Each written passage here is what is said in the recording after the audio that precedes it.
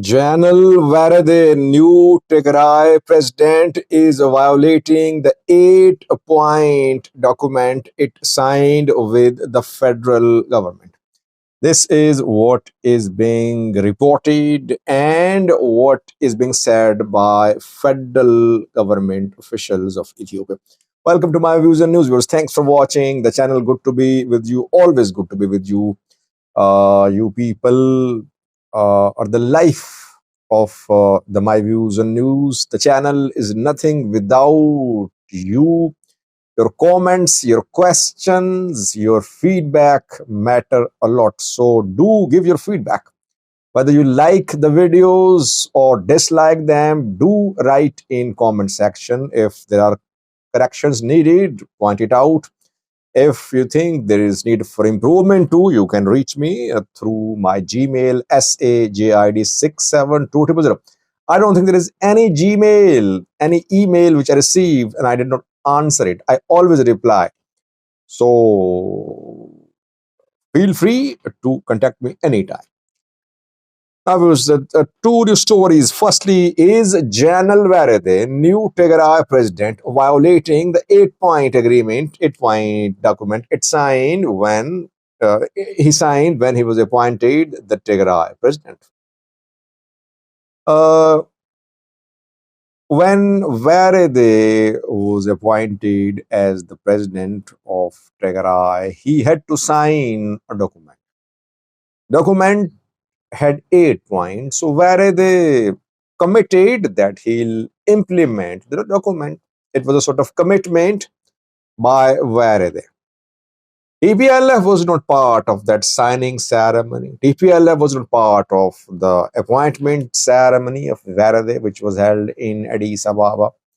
Ethiopian federal government, international diplomats were part of that ceremony. TPLF deliberately kept itself at a distance. Why? Because TPLF was not fully on board regarding the document signed by the new Tigray president.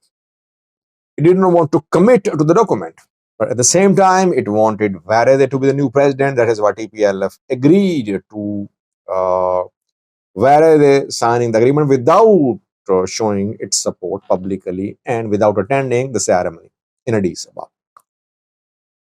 Now, some federal government officials say that General Werede is just starting.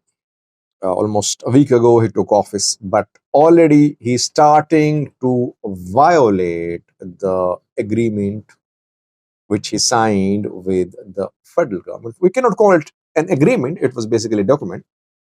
Agreement is between two parties. The document was signed by Werede only, not signed by federal government. So we cannot call it an agreement, but it was basically a document, a commitment by Werede, commitment from one side. 2 points are being mentioned by federal government officials that on these two issues, Werede is violating the document.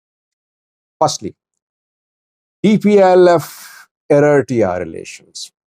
Document is very clear that the Tigray government will ensure that no links are established with external players, which could be a threat to territorial integrity and sovereignty of Ethiopia. That point was deliberately included in the document because there were reports that TPLF was in contact with Eritrea. The Tigray generals had held meetings with Eritrean counterparts and they would form an alliance against federal government. That is why federal government made it part of that document. Abil Said's meeting with a TPLF activist has led to this conclusion that Werede is not stopping the contacts between TPLF and Eritrea. Abil is representative of Eritrean government, unofficial. Birhane Georgius, the TPLF activist who met with Abil, he is very close to TPLF. Whether they met in Adegarath or they met in Zalambasa, it means where the government could not stop the link the contact, the engagement between TPLF and the Eritrean government. If they met in Tigray, then questions should be asked. Who is protecting Tigray's border? How can a man without a visa enter Ethiopia? A man from Eritrea without a visa entered Ethiopia. If they met in Zalambasa, why was TPLF activist allowed to enter Zalambasa? If they met in Zalambasa, part of Zalambasa controlled by Eritrea, how did TPLF man manage to enter that part of Zalambasa being controlled by Eritrean forces? It means the two were on some sort of, there was some understanding between them. So first accusation against Werede is that he is not working to cut off the link between TPLF and Eritrea. Second criticism against Werede is that he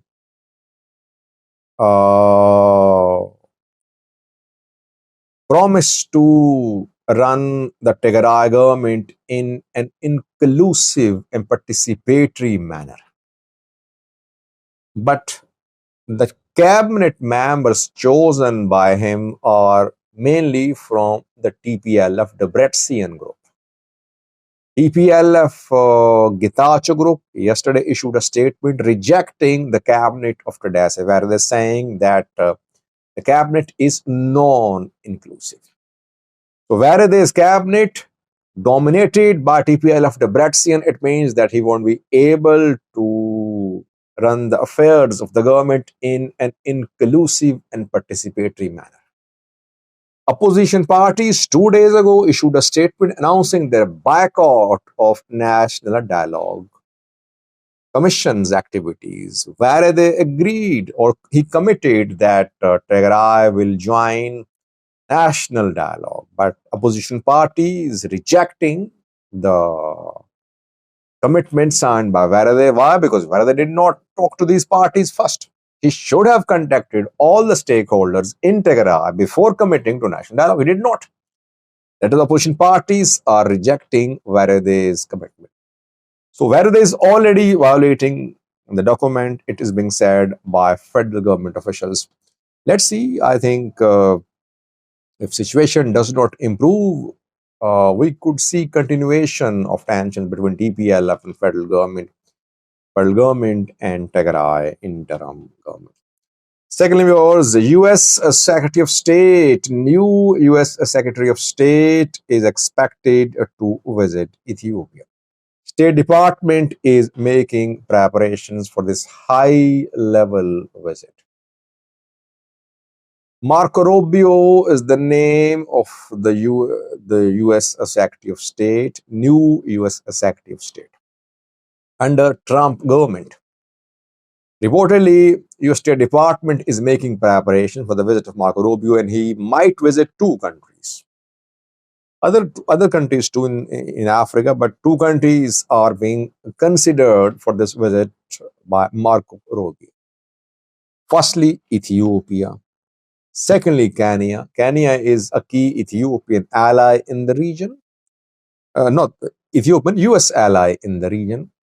Ethiopia is also an ally of the US because it is the US which mediated Pretoria deal, US mediated with Olan government, US ready to meet it in Amhara region too. So US is a key player in Ethiopia, though US suspended USAID projects in Ethiopia. Ethiopia hoping to get USAID projects restored.